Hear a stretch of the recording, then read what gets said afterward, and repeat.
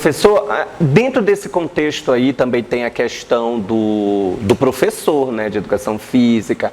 Eu não sei dançar, como é que eu vou transmitir dança para os alunos, como é que eu vou falar de dança? E às vezes o professor desiste por ele achar que não sabe dançar. Mas tem outras formas, né? Perfeitamente. E a principal, até focar, a principal é só você, professor, procurar uma capacitação. É a base inicial. Nós, professores, falamos muito isso. Sim. Eu não sei fazer dança, eu não sei trabalhar com a ginástica.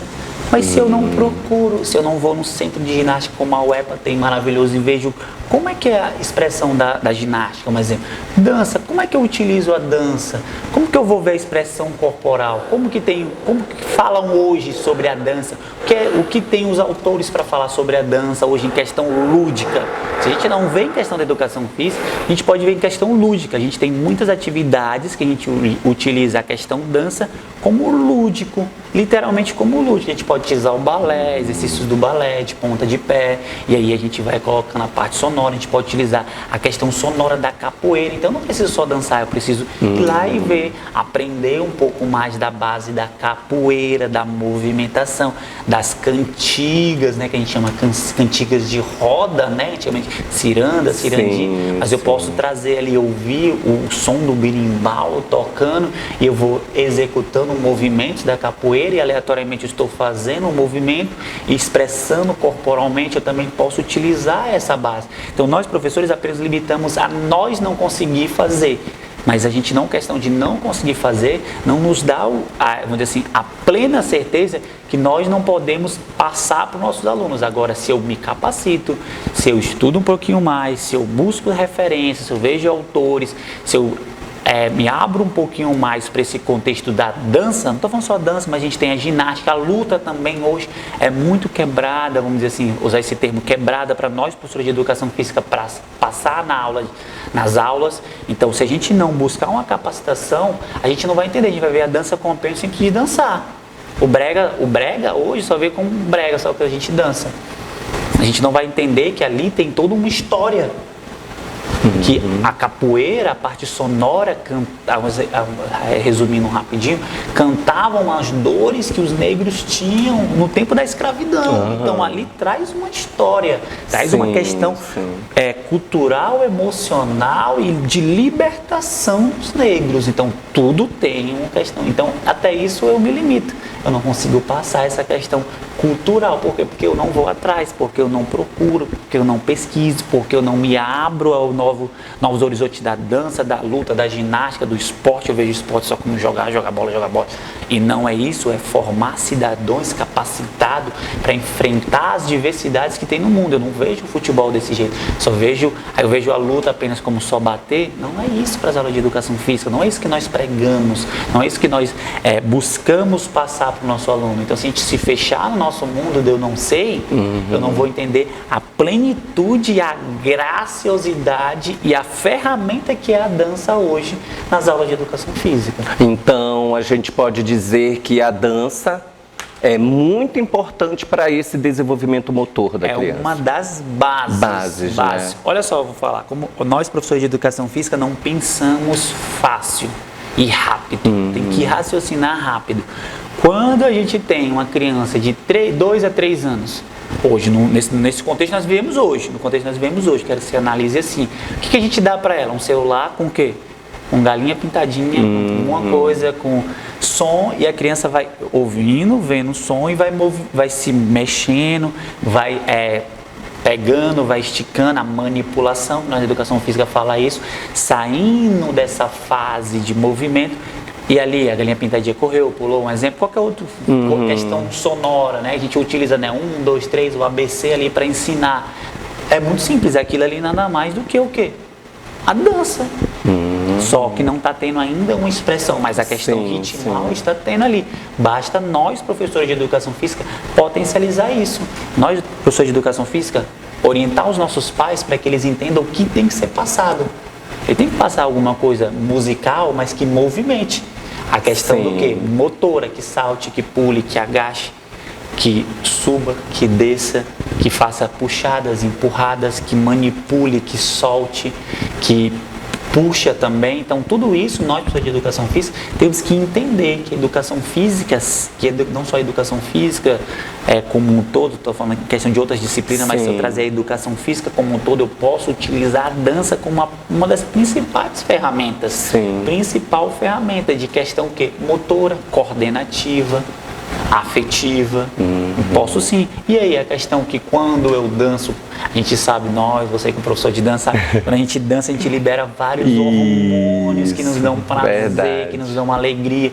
Então, se nós, professores de educação física, conscientizar os pais de entender a fase que a criança está de questão de nervosismo, de tudo, e eu conseguir desenvolver ou passar uma atividade, ou só potencializar uma atividade que ele já fez nas aulas de educação física, em questão da dança, talvez eu relaxaria esse estresse que eu tenho do meu filho, está estudando com o Enem. Combate à timidez. Eu tenho literalmente um filho que está estudando talvez para medicina, advocacia, um monte de coisa. E aí como eu utilizo? Não, vai estudar mais. Vai estar mais.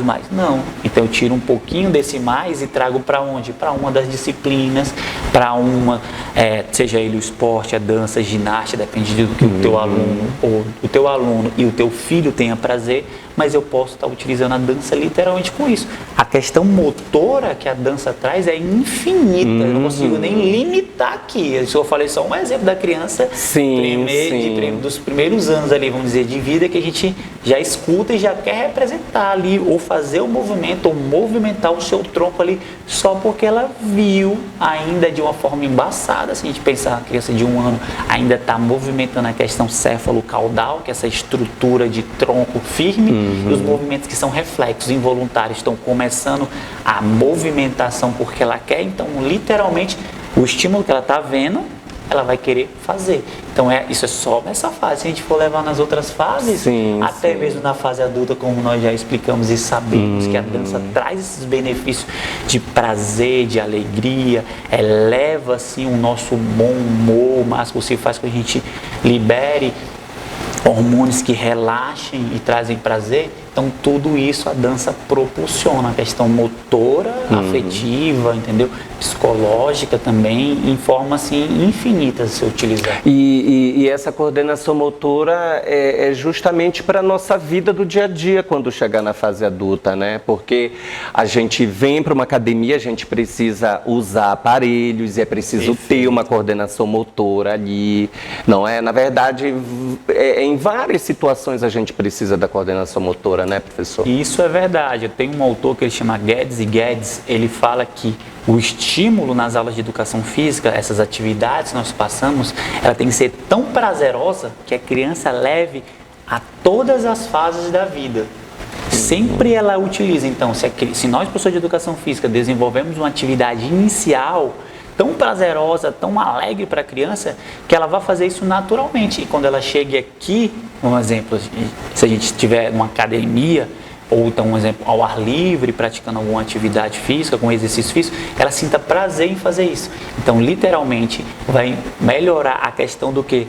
Da movimentação que ela tiver, se ela tiver mais prazer. Agora, um exemplo, se vê uma criança fazer uma aula de natação numa academia, literalmente obrigada, é óbvio que o professor de educação física que vai estar lá, ele vai ter mais trabalho para introduzir, para fazer com que essas aulas sejam prazerosas para essa criança, para que ela nade uns 30, 40 minutos com perfeição, sendo que a coordenação motora dela está limitada, ela pulou fases da questão motora, porque ela não trabalha, um exemplo. A gente dá essa criança de 6 até os 9 anos, a gente dá o máximo possível de informações, de corrida, de salto, de pular. E se essa criança não fez isso nessa fase? Vamos dizer, ela foi uma criança que teve mais tempo de tela, vamos dizer, essa questão, estamos falando de videogame, tudo, celular, tempo de tela, do que de movimentação, de movimento. Então, literalmente, quando ela já chega numa fase, vamos dizer assim, dos 12, vamos dizer, uns 14 anos, que a gente recebe muitas crianças na academia com 14 anos, e a gente vê que literalmente, desde o postural, do jeito de sentar, a postura, até o jeito de movimentação, já são limitados. A gente tem os músculos já atrofiados, encurtados principalmente, entendeu? Sente algumas dores, aí a gente entra a questão da obesidade, a gente entra a questão de outros fatores, colesterol alto, a gente já tem, a gente faz uma avaliação, né, na academia perfeita, já para a gente descobrir isso. Então a gente vê literalmente que é muito difícil um pai chegar e falar assim, não, estou levando meu filho para ele melhorar a coordenação motora dele. Porque eu sinto que não está bacana, ele não corre legal. Nenhum pai observa isso. Nós, professores de educação física, observamos isso. E aí quando a gente recebe essa criança que pulou essas fases iniciais, né, que a gente chama fase elementar, fase madura, que está em fase de receber, uma fase elementar e uma fase madura que eu só potencializo, literalmente eu tenho uma criança que tem limitações no movimento, crianças que têm limitações principalmente na questão motora fina, aquela coordenação motora fina, e aí aleatoriamente isso vai refletir não numa vida tão saudável. Provavelmente essa criança vai ter provavelmente, né, vai ter assim dores nas costas, provavelmente vai ter uma mal postura, um encurtamento aqui da coluna, isso é muito comum. Pode dormir mal, né? Pode dormir mal. Literalmente vai ter, um exemplo, joelhos mais para dentro, pode futuramente, assim, com uns 30 anos já sentir dores literalmente nas articulações de joelho, e assim a gente vai tendo N fatores quando a criança ela não tem esse hábito inicial prazeroso e recebe várias, vamos dizer assim, várias sinalizações motoras, vários gestos motores, através de tudo, do esporte, da dança, da luta, ou então mesmo até o exercício físico como um todo. Aquele exercício assim que você agacha, que você senta, que você empurra, que você levanta. A gente pratica muito isso na academia, mas que a gente não tem o hábito de fazer no nosso dia a dia, em questão comum, em questão plena, exercida ali certinho, que a gente faz, senta de qualquer jeito, fica lá a criança jogando, literalmente sentada quase com as costas, né, que a gente fala isso. Então a gente tem essas bases para ser corrigido, que não deveria ser corrigido numa fase de 15, 16 ou 20 anos, deveria ser corrigido e aprimorado na fase inicial da criança. Inicial, né? Professor, falar de criança é falar de motivação, né? Onde entra aí o que o professor pode estar fazendo, planejando as aulas dele, colocando o lúdico ali, né? Ludicamente para a criança? Nós, professores de educação física, temos que literalmente pensar, sempre quando a gente for executar, eu sempre falo isso em todas as minhas palestras. Esses dias a gente estava lá na FUFIT, né? Então é uma das coisas básicas lá que eles trabalham, muito bom mesmo essa questão lúdica, literalmente lúdica. Quando eu pensar na minha aula, eu tenho que pensar no lúdico. Se eu quero que o meu aluno corra de forma lúdica, se eu quero que ele puxe alguma coisa de forma lúdica, se eu quero que ele reconheça cores, se ele está numa fase ainda inicial, ele tem que ser lúdico. Se eu quero agora que ele agache corretamente, se eu quero que ele dance, eu preciso buscar essa forma lúdica para o meu aluno. Porque não adianta eu chegar lá, um exemplo, eu vou falar isso que tem acontecido nos dias atuais. Eu recebi muitas mensagens nesse tempo de quarentena e volta às aulas pós-pandemia. Os professores tiveram que trabalhar, vamos dizer assim, mais home office, mais em casa. E como foi fazer agora a atividade? O que mais eu recebi, John, como eu faço agora? E agora que eu faço isso? Tem até um aluno que me dá gol legal e fala assim, John, como é que eu faço isso? Que tu nunca falou isso. E eu falei, agora sim, né? Isso é uma questão que aconteceu, atípica. Então como que foi agora? Como que eu vou passar para o meu aluno se eu estou literalmente longe dele agora? Mas os professores que sempre falaram, cara, vai ter que utilizar a forma lúdica da criança. Utilize os movimentos corporais dele perfeitamente. Também você pode utilizar agora aqueles movimentos mais, vamos dizer assim, mais educativos de forma lúdica, o correr de forma lúdica em casa, a questão de claramente o papai e a mamãe ajudar o máximo possível na forma lúdica da criança. E isso sempre, se uma criança, se tu jogar uma bola para ela for buscar, ela vai correr literalmente com alegria.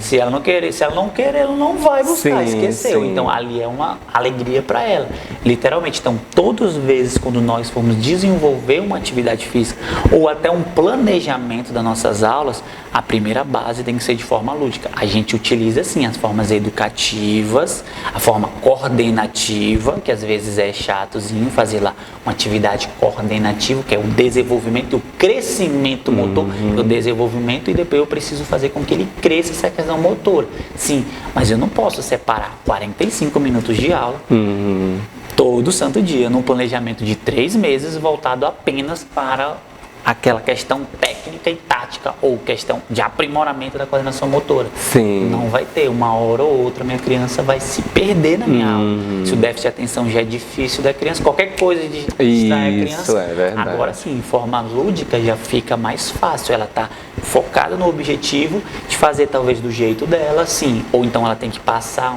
um exemplo, pular aquele determinado obstáculo, ela vai utilizar as formas, mas ela tem que pular, e aí eu posso aumentar o obstáculo, um exemplo, posso dificultar a forma, é uma base, mas para ela é prazeroso pular do jeito dela, perfeito, porque tenho certeza que eu vou fazer de um jeito, você vai fazer de outro, e outro professor vai passar de outro jeito, e a criança vai fazer literalmente de outro jeito, mas ela está fazendo de forma lúdica, prazerosa para ela. O brincar tem que ser isso. Não adianta eu chegar e falar, vamos fazer uma brincadeira, mas você não pode fazer isso.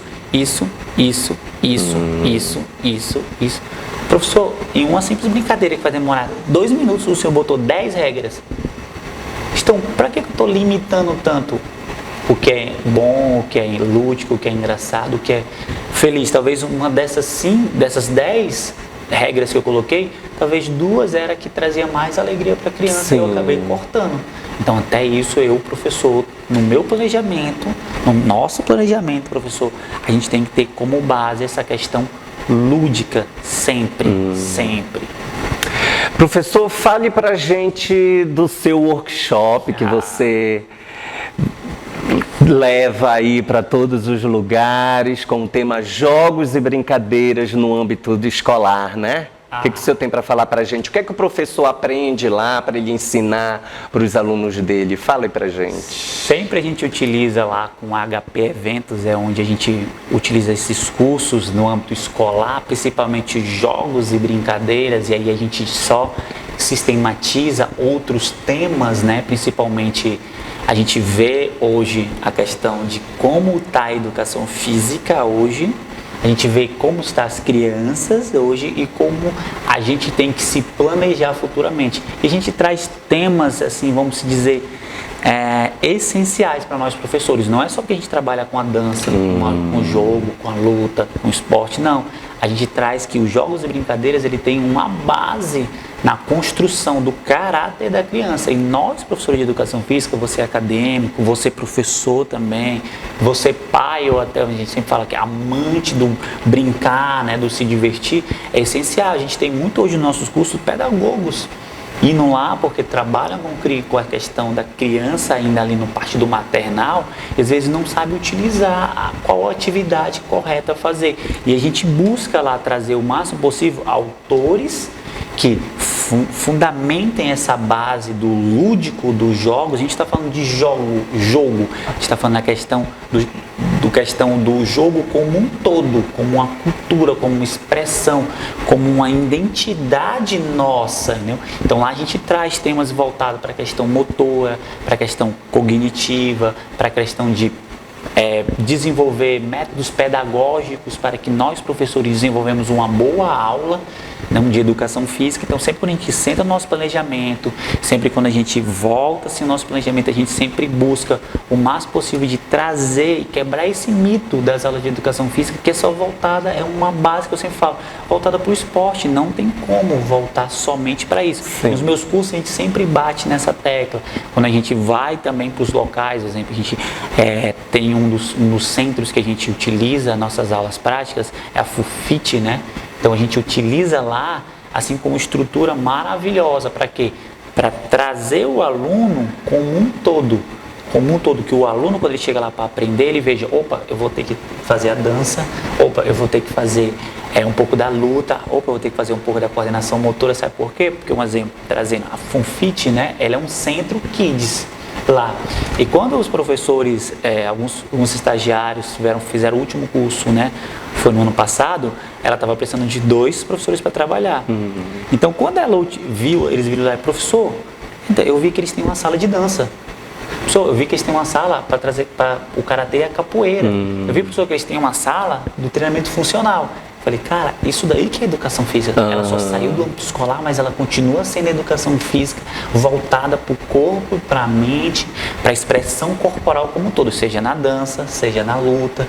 Então, hoje os centros de educação física, hoje os centros, né, esses são kids, esses centros kids, hoje eles voltam, eles só trouxeram o que a gente não estava dando completamente na aula de educação física. Sim. A gente faz em 1 hora, potencializar em outro âmbito. Então a gente também traz essa questão dos pais entender, nós professores explicarmos para o pai que ele precisa também buscar um acompanhamento fora, levar o aluno no centro, numa academia. Fazer parte do processo, né? Até isso daí a gente lá nos nossos cursos explicamos como o professor tem que abordar o pai, como o professor tem que dialogar o pai.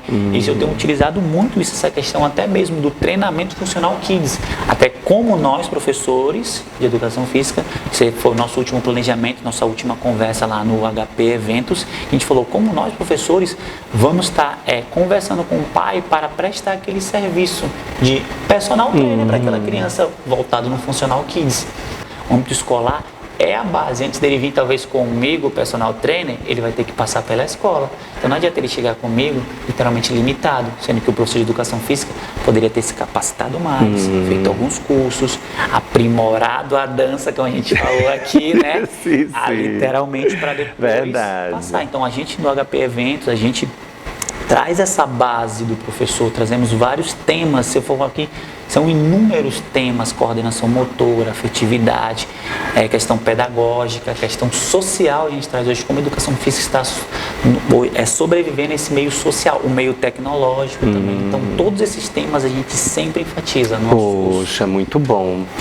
Então, gente, eu espero que vocês tenham gostado do meu bate-papo aqui com o professor John Michael, que falou aí muitas coisas bacanas, como motivar e incentivar a criançada aí no âmbito escolar e dentro de casa. Mas eu tenho que fazer essa perguntinha para o professor. Quais são as dicas aí que você pode dar para os professores de educação física ou para o papai e a mamãe aí em casa? Essa questão de dica são muito simples. A primeira para o professor de educação física é que o mais possível ele sempre se capacite para trabalhar com a criança, entender a criança como um todo, porque a gente tem várias fases e vários tipos de criança. Esse é o primeiro ponto que eu dou sempre para o professor de educação física. E o segundo ponto que eu ainda entrego para os professores de educação física e também serve para os papai e para a mamãe é que a questão dos jogos e brincadeiras tem que sim ser uma base para as minhas aulas de educação física, sim, mas também a base para o quê? O meu dia a dia mais feliz, o meu dia a dia mais alegre, mais de movimentação. Então nós, professores de educação física, os pais, mãe, tem que entender que a criança ela precisa o quê? Brincar, essa é a base, ela precisa brincar, ela precisa sim estudar, ela precisa sim se comportar, ela precisa sim fazer alguma atividade em casa, mas ela precisa também se divertir de forma lúdica e de forma o quê? Sistematizada, organizada, né? São essas bases que eu dou. E a dica para o professor, né, que é para ele se capacitar, é procurar o professor John Michael, né, com as suas oficinas. E aí, tem previsão de workshop? Pegando esse gancho, né, sempre é bom. A gente sempre com HP Eventos, né, e com patrocínio também da Fulfit, a gente sempre utiliza ali os nossos cursos um curso sempre no primeiro semestre e um curso sempre no segundo semestre de cada ano. Então, provavelmente em janeiro a gente vai estar já divulgando os nossos cursos para ser ministrado nesse primeiro semestre. No segundo a gente vai estar lançando lá. Então fiquem no aguardo aí que a gente vai estar bacaninha. Então é só procurar o professor John no Instagram? John Michael, _ personal trainer. É só utilizar lá. Então é um pouquinho complicado, mas a gente deixa escritozinho lá. Isso, vai estar mostrando aí. Fica mais tranquilo. Poxa, professor, muito obrigado por você ter aceitado o convite do programa, porque é exatamente essa que é a grande pegada aí do Bom Dia com Dicas, das dicas boas que foram dadas hoje. Então eu tenho certeza que vai servir para esse público aí de professores, de pais, né, que trabalham com criança, e é isso aí. Então, Não esqueçam e não deixem de nos seguir nas redes sociais, se inscrevam no nosso canal e logo, logo a gente se encontra. Um grande bom dia e tchau, tchau para todos.